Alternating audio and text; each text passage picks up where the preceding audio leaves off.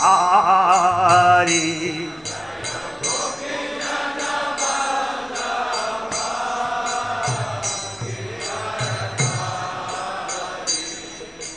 Gopi Jana Ballabha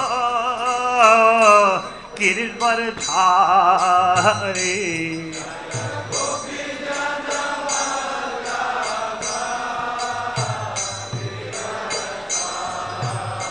Yasoda Nandana Braja Jana Ranjana.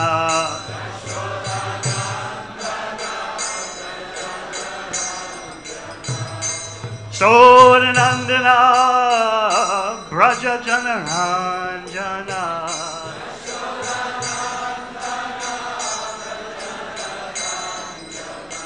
Yamunatira Panachari.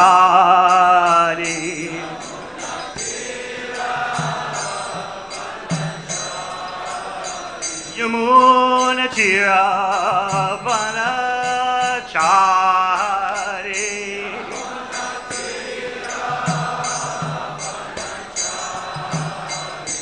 Jai Radha Madhava Kunja Bihari.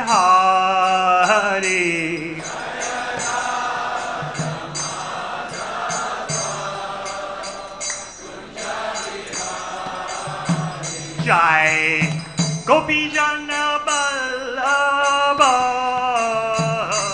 Giridvaradhari.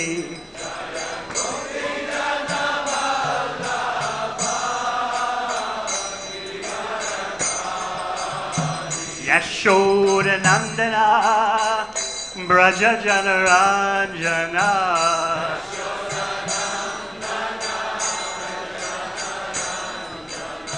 Yamunatira Vanachari.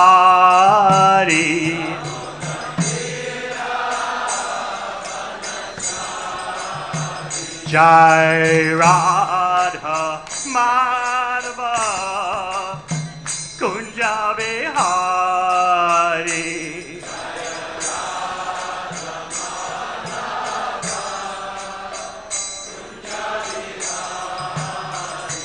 Hare Krishna, Krishna Krishna, Hare Hare, Hare Rama, Hare Rama, Rama Rama, Hare Hare. Hare Krishna,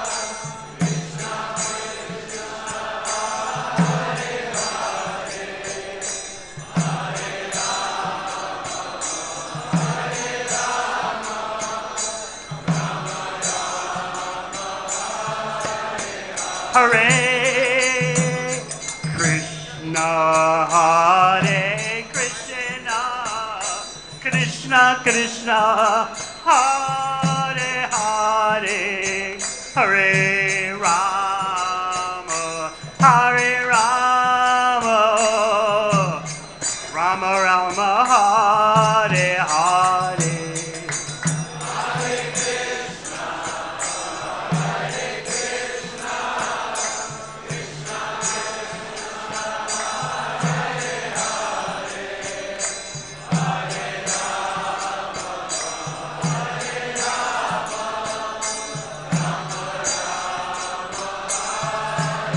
Hare Krishna, Hare Krishna, Krishna Krishna, Hare Hare, Hare Rama, Hare Rama, Rama Rama, Hare Krishna, Hare Krishna, Krishna Krishna, Hare Hare, Hare Rama, Hare Rama, Rama Rama, Hare Hare. Hare Krishna, Hare Krishna, Krishna Krishna, Hare Hare, Hare Rama, Hare Rama, Rama Rama, Hare Hare.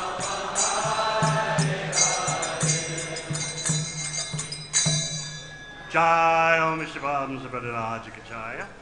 Astatarasatasi Srimad A.C. Bhaktivedanta Swami Maharaj Srila Prabhupada ki Jai Om Vishnu Bhagavatam Sabhadarajikacharya. Astatarasatasi Srimad Bhaktivedanta Saraswati Thakur Prabhupada ki Gaura Premanande.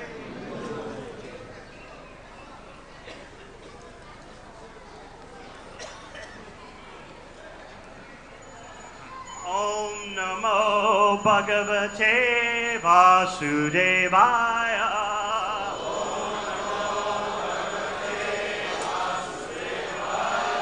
Om Namo Bhagavate Vasudevaya.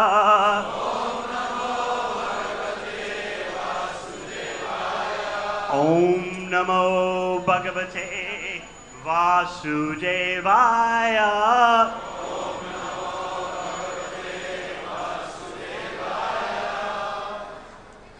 This first day of the International Leadership Gathering, we're focusing upon Srimad Bhagavatam, 2nd Canto, Chapter 5, Text 4. Yad-vij yad-ātmakaḥ, yat-paras tvam yad-ātmakaḥ, ekaḥ sṛjasi bhūtāni, bhūtair evātma-māyayā, yad-vij yad-ādhāro, yat-paras tvam yad-ātmakaḥ, ekaḥ sṛjasi bhūtāni,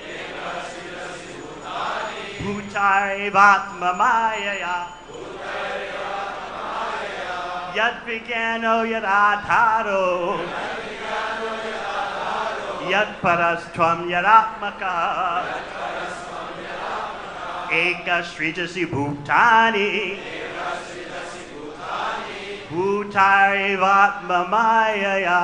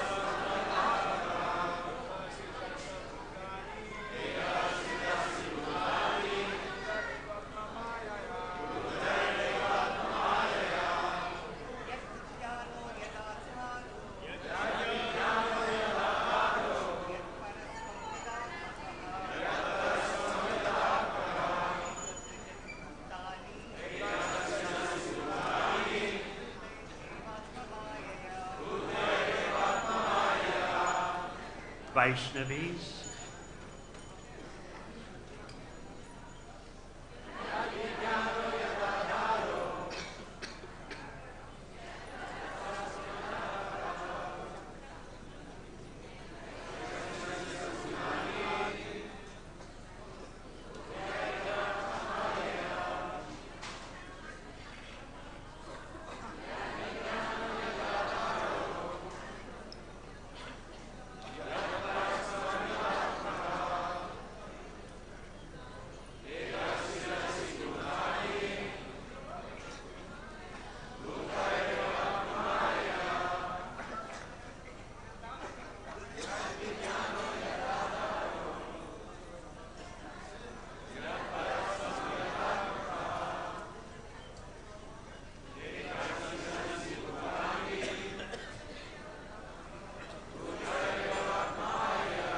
yad-vij, the source of knowledge. Yat-ādhāraḥ, under whose protection. Yat-paraḥ, under whose subordination. Tvam, you. Yat-ātmakaḥ, in what capacity? Ekaḥ, alone. sṛjasi, you are creating. Bhūtāni, the living entities. Bhūtair, with the help of the material elements. Eva, certainly. Ātma, self. Māyayā, by potency. Translation. This is Narada Muni speaking to Lord Brahmā. My dear Father, what is the source of your knowledge? Under whose protection are you standing? And under whom are you working? What is your real position? Do you alone create all entities with material elements by your personal energy? Purport by Srila Prabhupada. It was known to Śrī Nārada Muni that Lord Brahmā attained creative energy by undergoing severe austerities. As such, he could understand that there was someone else superior to Brahmājī, who invested Brahmā with the power of creation. Therefore, he asked all the above questions. Discoveries of progressive scientific achievements are therefore not independent. The scientist has to attain the knowledge of a thing already existing by means of the wonderful brain made by someone else. A scientist can work with the help of such an awarded brain, but it is not possible for the scientist to create his own or a similar brain. Therefore, no one is independent in the matter of any creation, nor is such creation automatic. Translation again. My dear Father, what is the source of your knowledge? Under whose protection are you standing? And under whom are you working? What is your real position? Do you alone create all entities with material elements by your personal energy?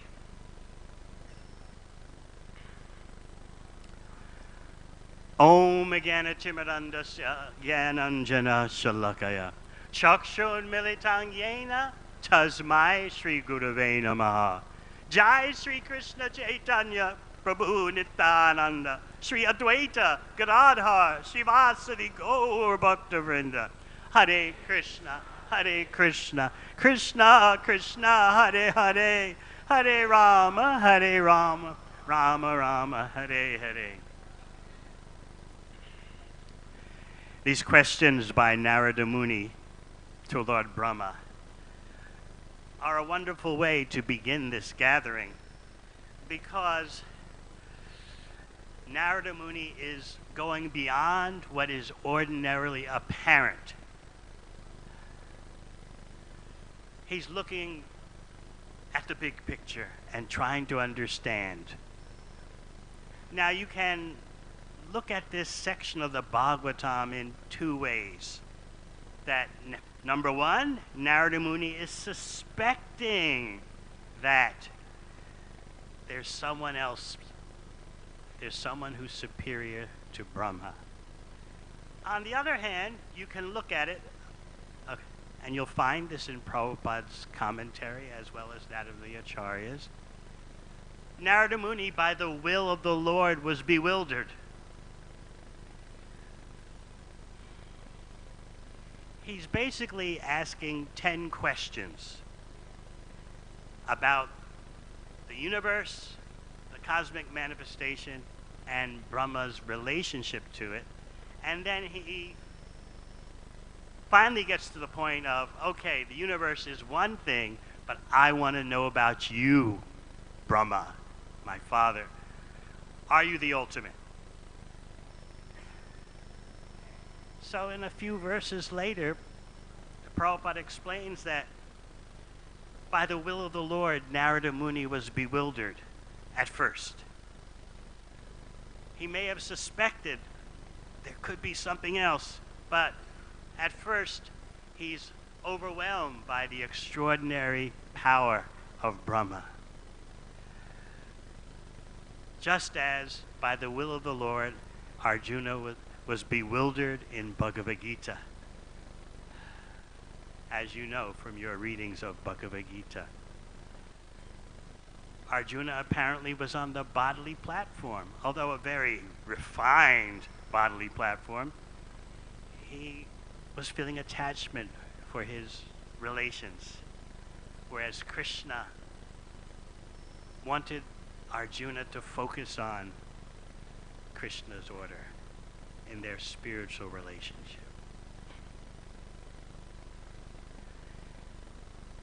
You'll find that Lord Brahma concedes a point to Narada Muni. He says, by thinking I am the supreme, you're actually right, when considered from that point of view. Anyone looking at me would naturally make the mistake of thinking that I am the ultimate. In other words, I can understand your thinking process. Then Lord Brahma says, I've been inspired to see into the creative potencies of the Supreme Personality of Godhead, by whose will the creation originates. So Lord Brahma, and we can take heed of this for our gathering, Lord Brahma is first stressing inspiration. I've been inspired to see into what's really going on. And then he begins to discuss organization. Just like Srila Prabhupada once commented that first is preaching, and then the management follows the preaching like a shadow. So first Brahma is stressing inspiration, because without inspiration, how is anything in our society of devotees going to go on? We're very fortunate to have this gathering, and during the years of COVID separation, we've developed, perhaps we've forgotten how wonderful it is just to mingle with devotees and talk. I know in my own case, having spent a few years locked down in a part of the world that had its lockdown restrictions only exceeded by China, and month after month, year after year of the mobile phone sounding off because of a government alarm, attention, attention, COVID detected in the city, 6:30 a.m. tomorrow morning, no movement anywhere. This went on, and then off, reduced a bit, and then on. Now, you may say, well, in that particular part of the world, there were no deaths of devotees and no serious illness. But we're noticing that the psychological toll was very great. And the divisiveness amongst the devotees was substantial, diminished now.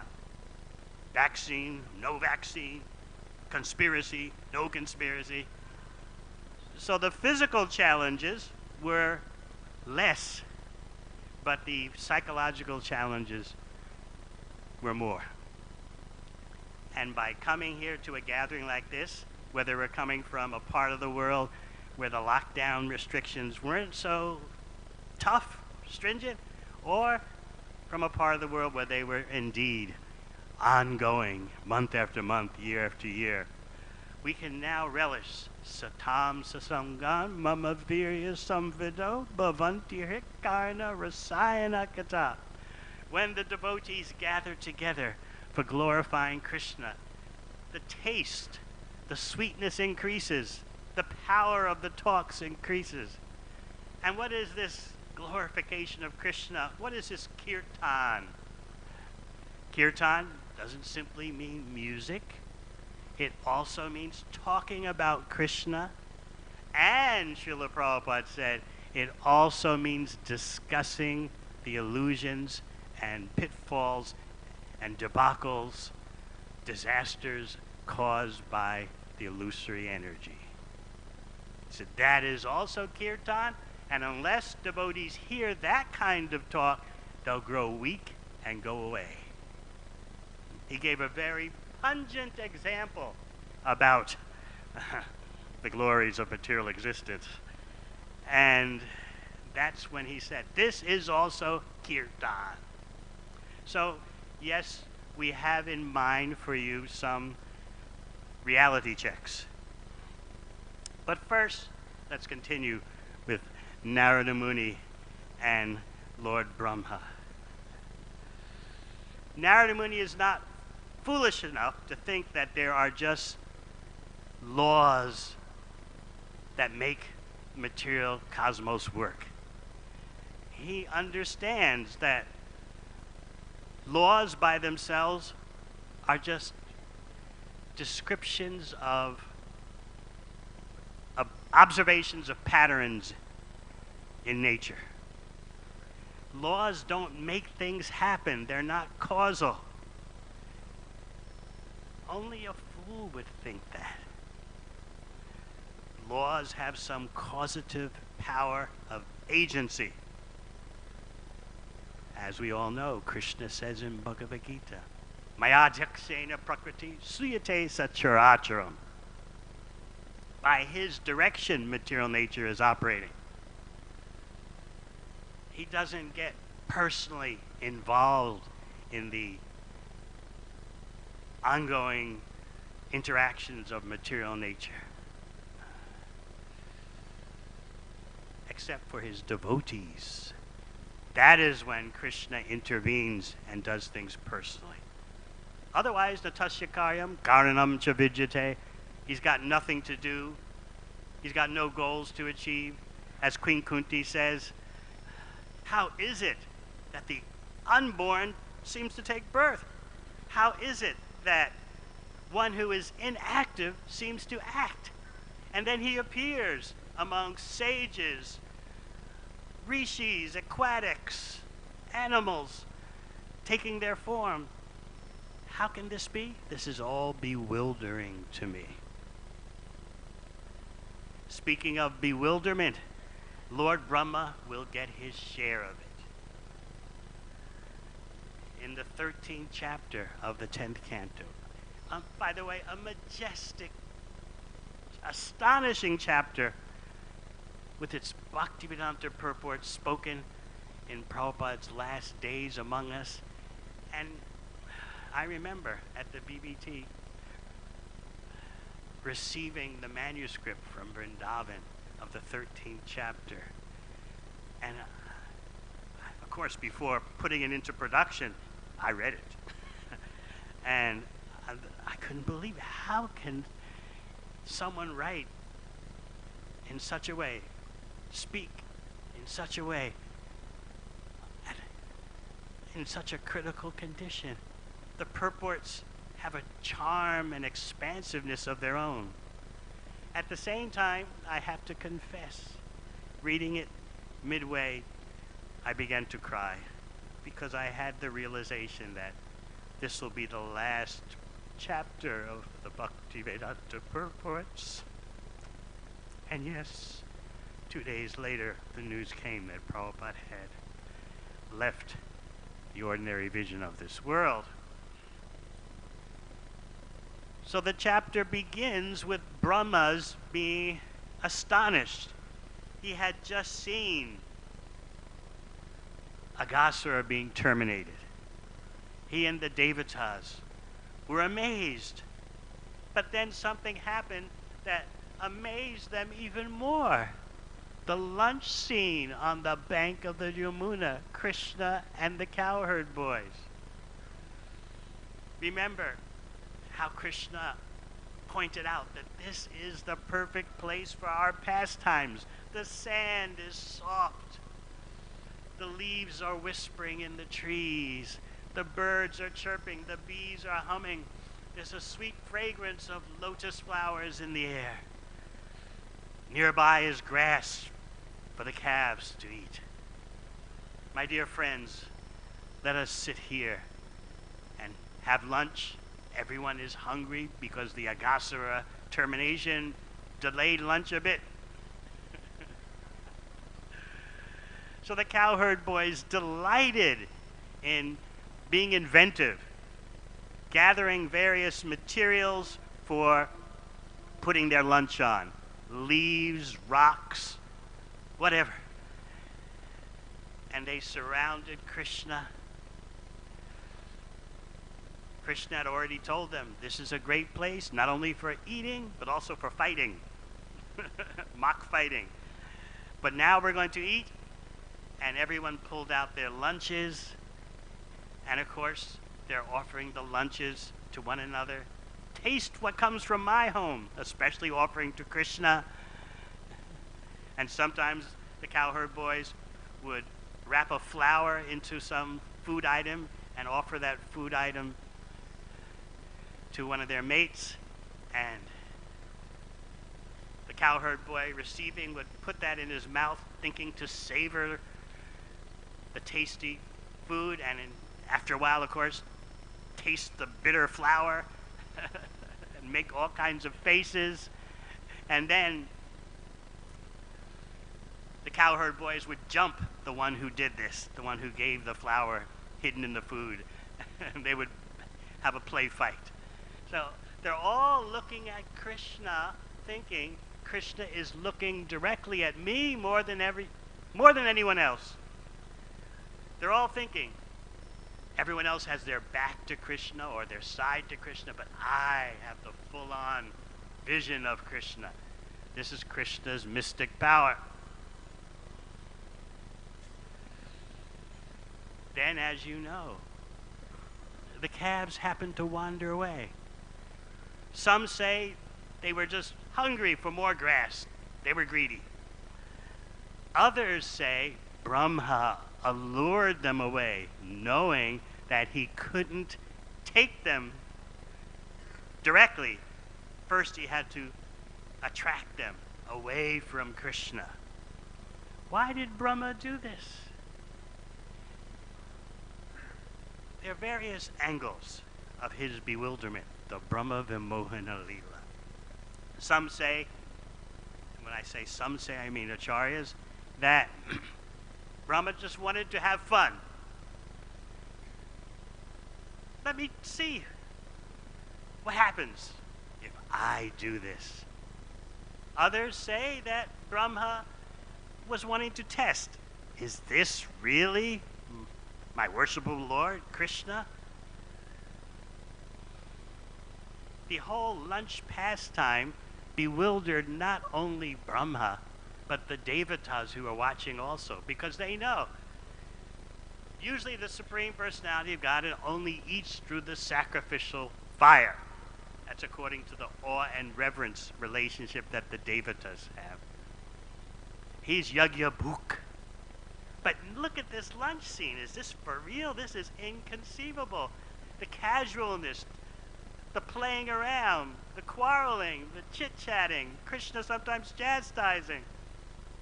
There's Krishna sitting with his flute on the right side tucked in to his cloth, and his cowherd stick on the other side tucked in, as well as his bugle.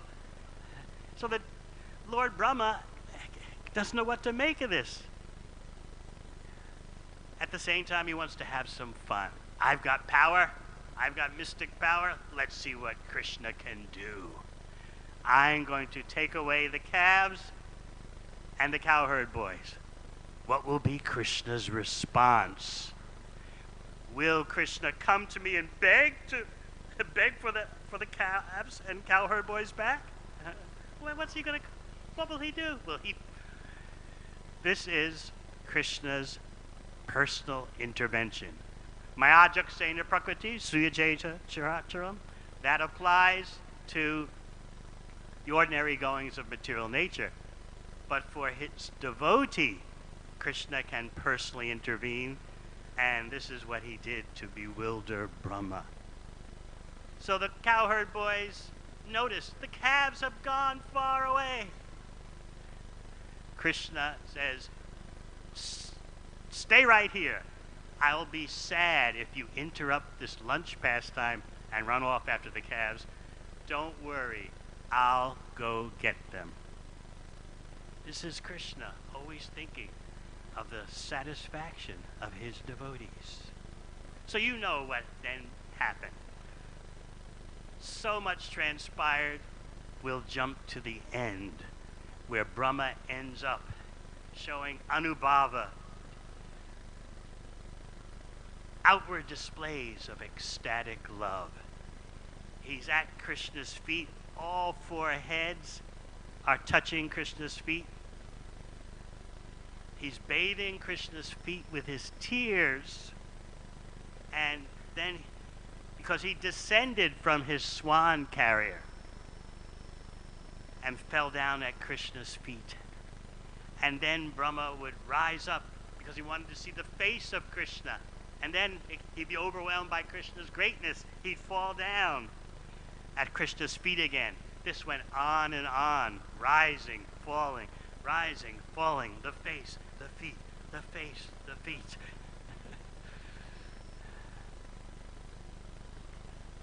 His mystic power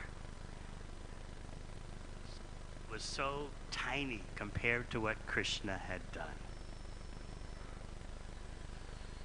So this is the Brahma that Narada Muni is inquiring from. Narada Muni purposely,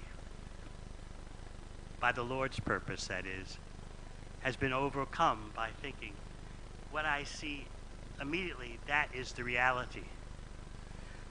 The purpose of our gathering here is extraordinarily important, especially at this time of human existence.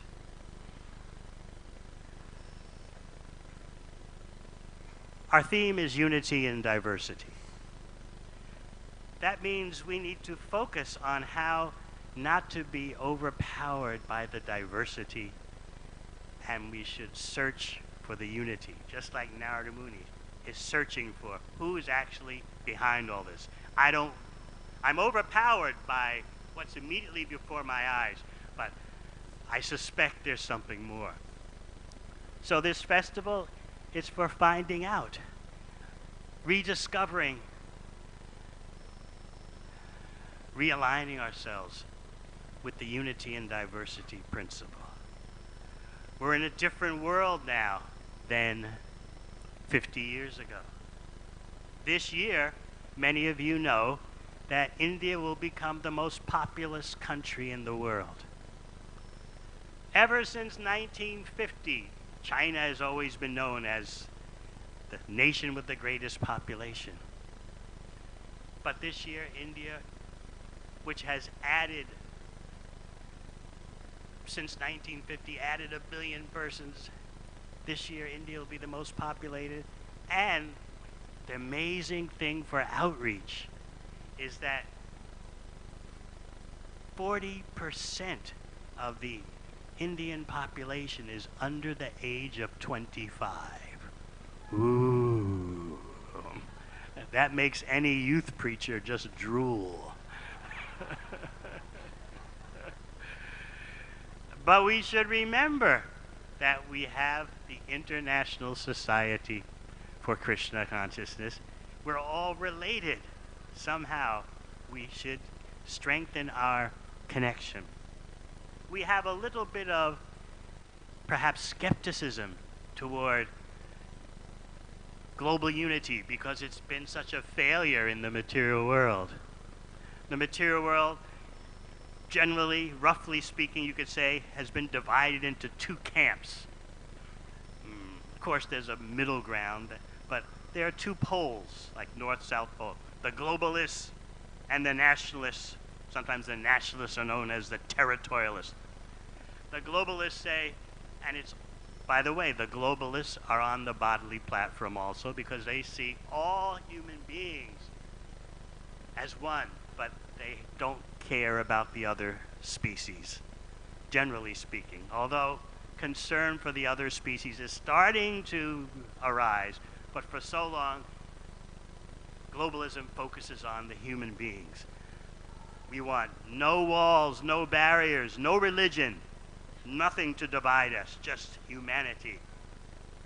And then you have the nationalists, also known as the territorialists.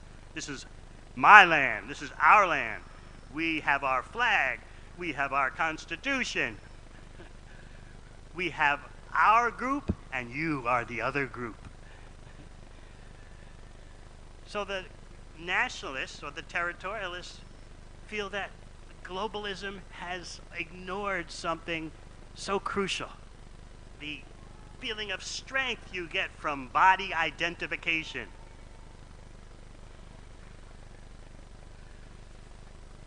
I am of this type, and you are of the other type of body. That gives you something, gives you some purpose in life. Yes, I am this type of body, and it gives you someone to put down. You are of the other type. So the nationalists, they feel that without that strength of body identification, distinguishing one human body from another, how can there be harmony? How can there be unity?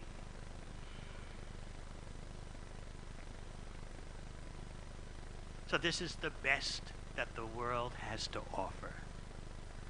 Either you're a globalist and you stress human bodies and you don't know what to do with the other species of life, or you're a nationalist in which you stress your creed, your color, your culture, my country.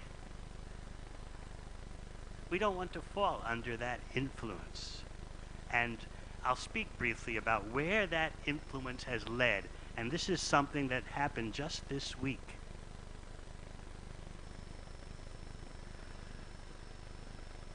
Srila Prabhupada built India, the Indian Yatra, with international resources.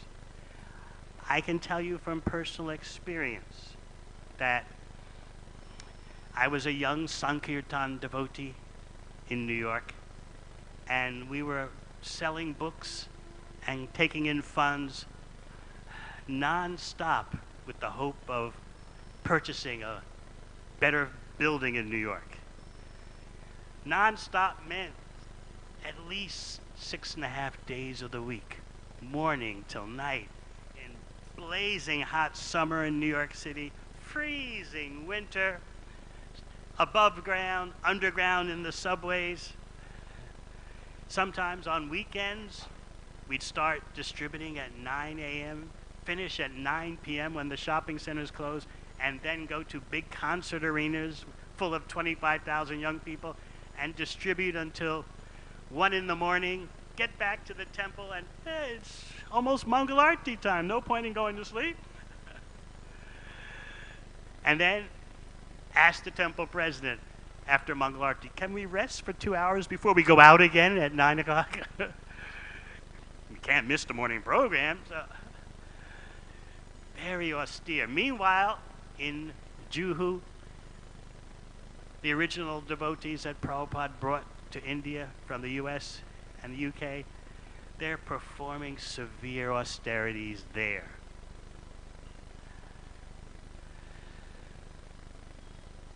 So this next item is something I witnessed personally because I had the service in Los Angeles at the BBT of filing all Prabhupada's correspondence, both from him and to him.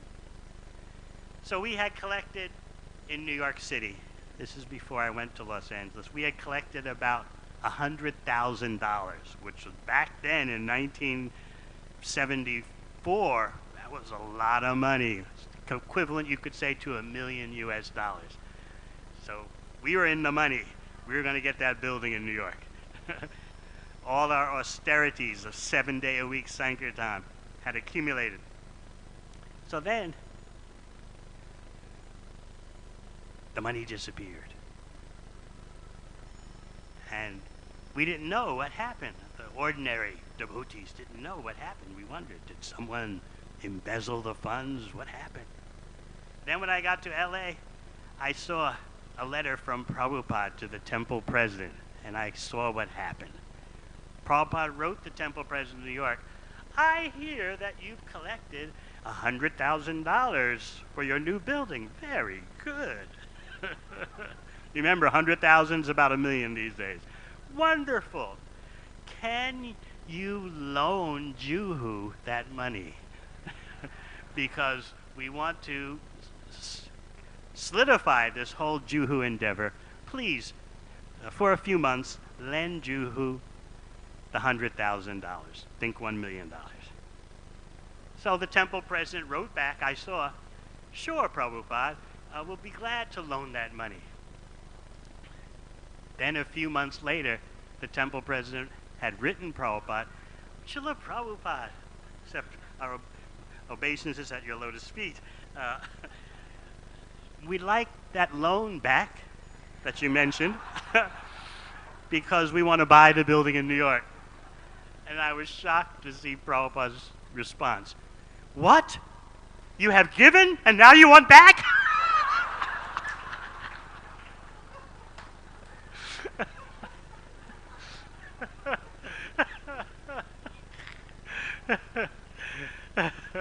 True story.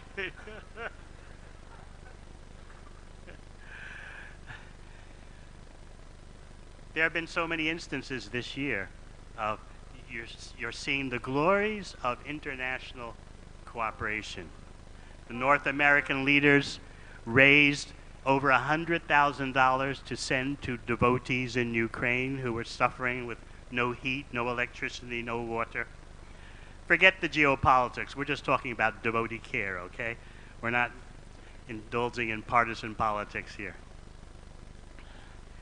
Look at the book distribution.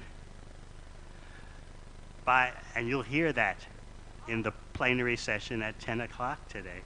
Vaisheshika Prabhu described the international harmony of distributing Prabhupada's books. Their goal was, for 1 year, 3 million Bhagavad Gitas. They smashed the goal and sold 3.5 million Bhagavad Gitas.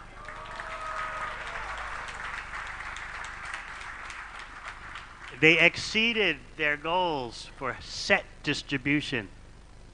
46,000 sets were distributed.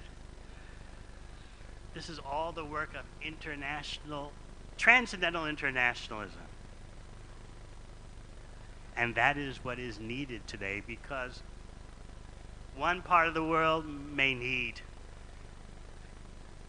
funds for devotees just to survive. Another part of the world, just like Prabhupada's birthplace, that property in Calcutta, Australia and New Zealand did their best to contribute money for that project in Calcutta. We could, and I say we because I'm a multinational, I'm also a New Zealand citizen, so we could have said, India is loaded with money, not Indian Yatra. We're not sending anything. But Prabhupada's birthplace transcends all such thinking, and so devotees rallied and sent money to Calcutta. Often it's said there's enough money in Calcutta alone to build the TOVB. Hint.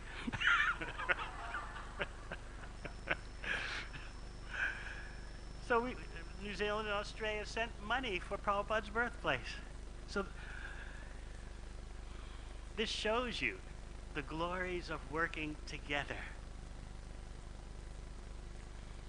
And we're going to have to work together because just this Monday, the past Monday, the UN Secretary General spoke about the horrifying facts. Many of you have heard of the doomsday clock. How many? Any? Very few. This is a clock. It's a metaphorical clock devised by the world's preeminent foreign policy experts, military experts, security experts, scientific experts. Every year they devise a clock. And midnight means human annihilation. And so for years, this clock metaphor started right after World War II. scientists like Albert Einstein and others who had input in the first atomic bomb, they were very concerned. How is humanity going to go on? So they devised this clock. And for 75 years, this clock has been created yearly. The closest that the clock came to midnight was during the Cuban Missile Crisis. The farthest away from midnight was 17 minutes. Now, the illustrious panel of experts informed the UN Secretary General, we're at 90 seconds before midnight.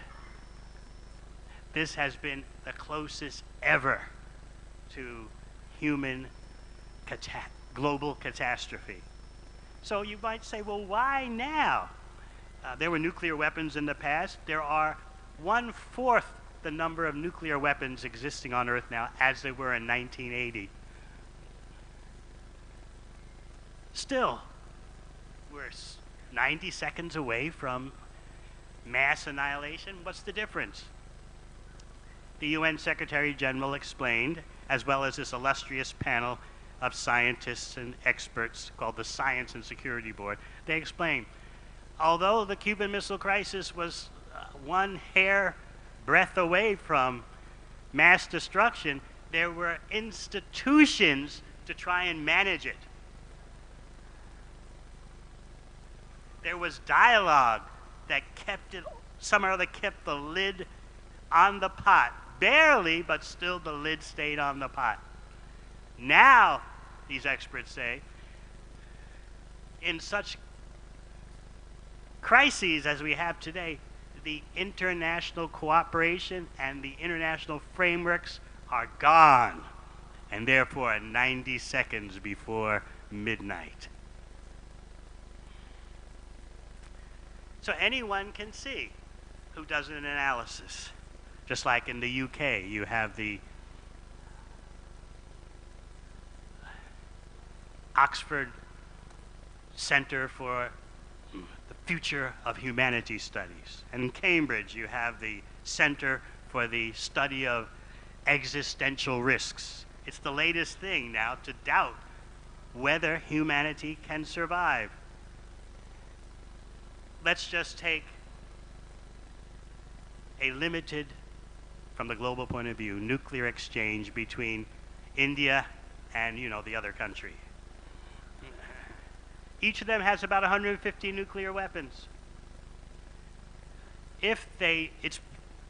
Physicists have calculated, if each side just fires 50 of those Hiroshima-sized nuclear bombs, and those Hiroshima size means firecracker compared to what everyone else has got. If just 50 out of their arsenal, each one has 150, are fired at the mega cities in that country and this country, you will see climate havoc like never experienced before. Many of you may remember back in the 80s, there was talk about nuclear winter. Anyone remember that? What happens when a volcano explodes? A major volcanic explosion in the Philippines brought down the global temperature average by 1 degree Celsius. Because what happens is all the debris and smoke goes up into the air and blocks the upper atmosphere so that the sunlight doesn't come through, and that chills the earth. So scientists back in the 1980s calculated that a major nuclear war between the two major nuclear powers, and by the way, there are 9 nuclear powers in the world today, just those two going at each other would create such havoc that all the debris and smoke going up into the air would blot out the sun, and there would be human extinction, because the living would envy the dead, they said. That was 1980. By 1990, in typical scientific fashion, they backtracked a bit.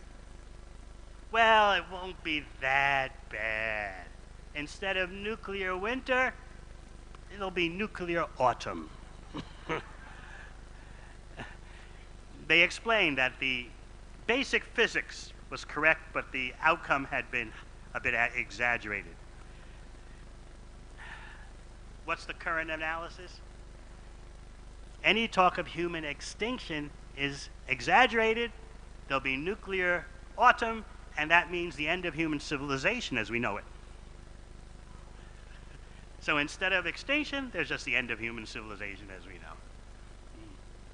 So this is what midnight is in terms of the doomsday clock, which tracks human-made threats. Since 2007, the doomsday clock has taken into account not just nuclear warfare, but climate change. What does all this have to do with our gathering today? What other solution do you see in the world other than the spiritual solution? The spiritual solution means knowledge, knowledgeable servitors working together to carry out the mission of Sri Chaitanya Mahaprabhu, focusing on what our Father, just like Narada's focusing on the Father, Brahma, we're focusing on Srila Prabhupada's amazing request that we globally cooperate.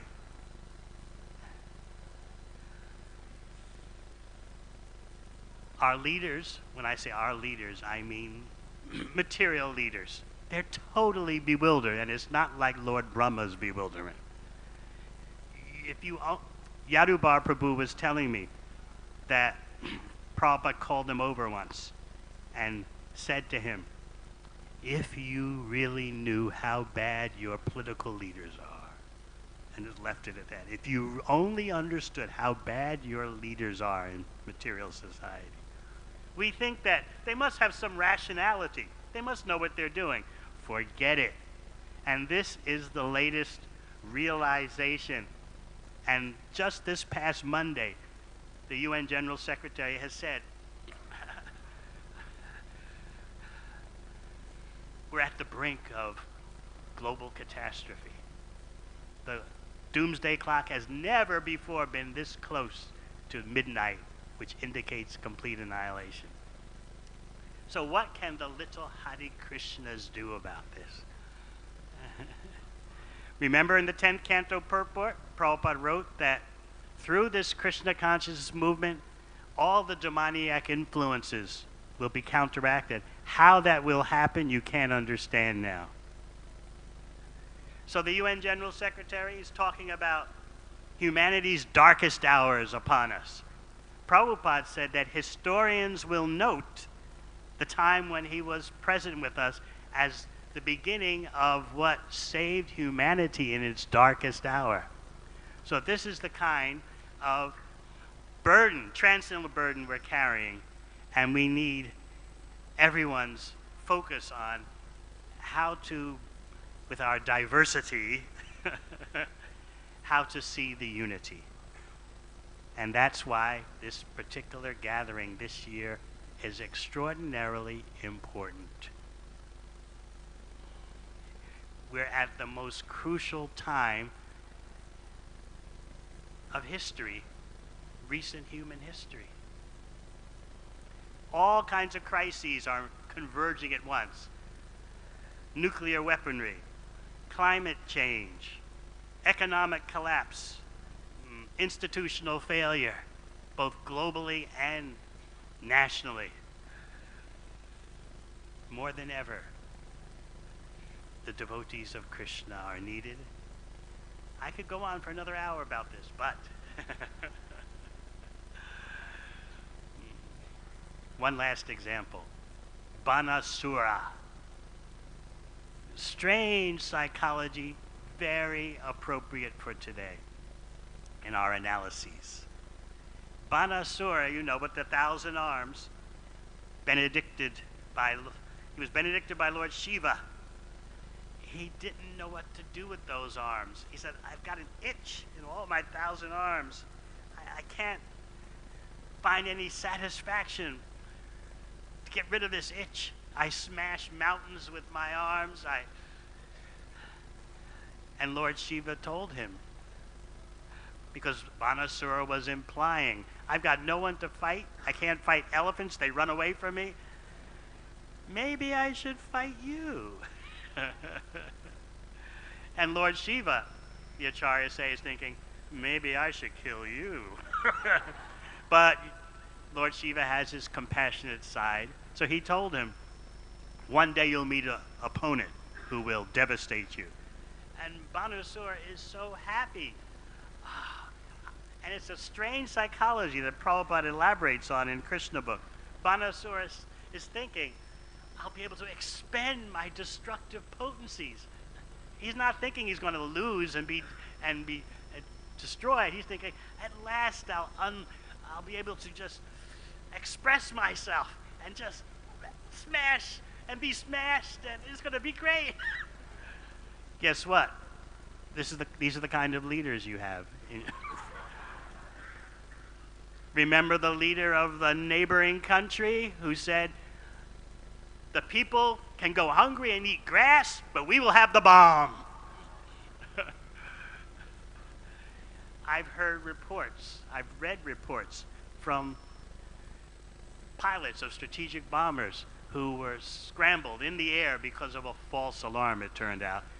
And when they got near the Arctic Circle, the point of no return, they got the message, false alarm, turn back. You know what they said?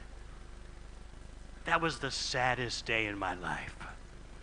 Because they're so primed to go, go, go, destroy, destroy. And they, never mind that I'm going to die. I get to, like Banasura, I get to just unleash such destructive potential.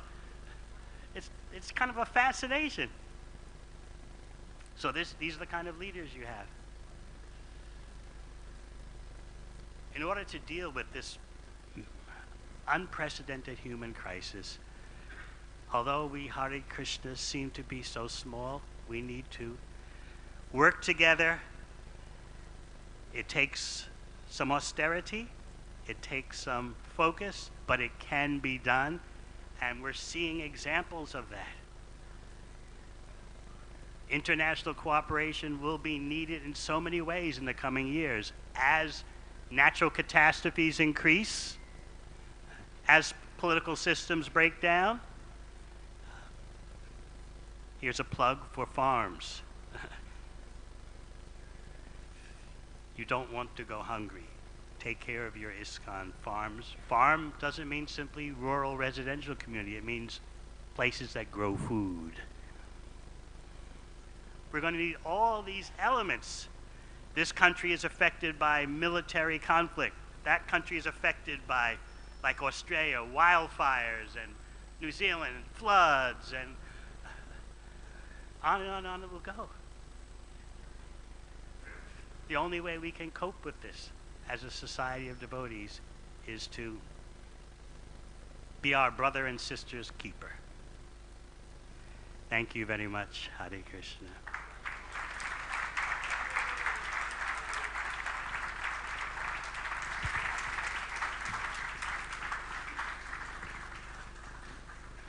I'd like to take questions. I'll ask Gauranga Prabhu, are you here? What should we do? Huh? Yes, as I thought. We're just running out of time. Yes, yes, he. Maharaj, thank you so very, very much for your wonderful class. Amazing. I just like the point that when you said everybody should contribute to the Temple of Vedic Planetarium. Amazing. Thank you. You made my day. So, now there is a few announcements. Tomorrow's speaker is His Grace Anuttama Prabhu. Haribol. Haribol, a big Haribol. Then the plenary, the ILS plenary is starting at 10 a.m. in the temple hall, the TVP temple hall, the new temple. 10 to 11 a.m. is the plenary. Then subsequent to that, anyone can attend these seminars. It is not restricted to those who have registered or not. Hearing is free. Anyone can attend. Only for prasadam, we will see if you have a band or not, but for hearing, everybody is welcome.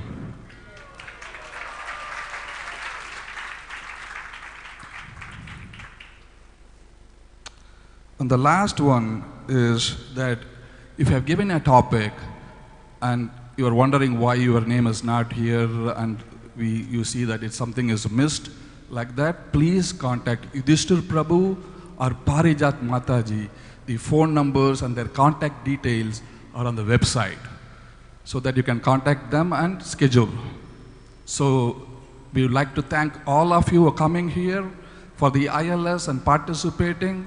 Please proceed for breakfast. Whoever has registered in the ILS at 10 a.m.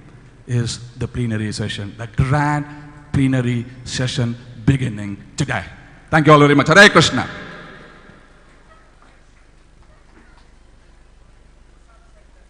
Yeah, the prasadam is at the ILS. Please go ahead.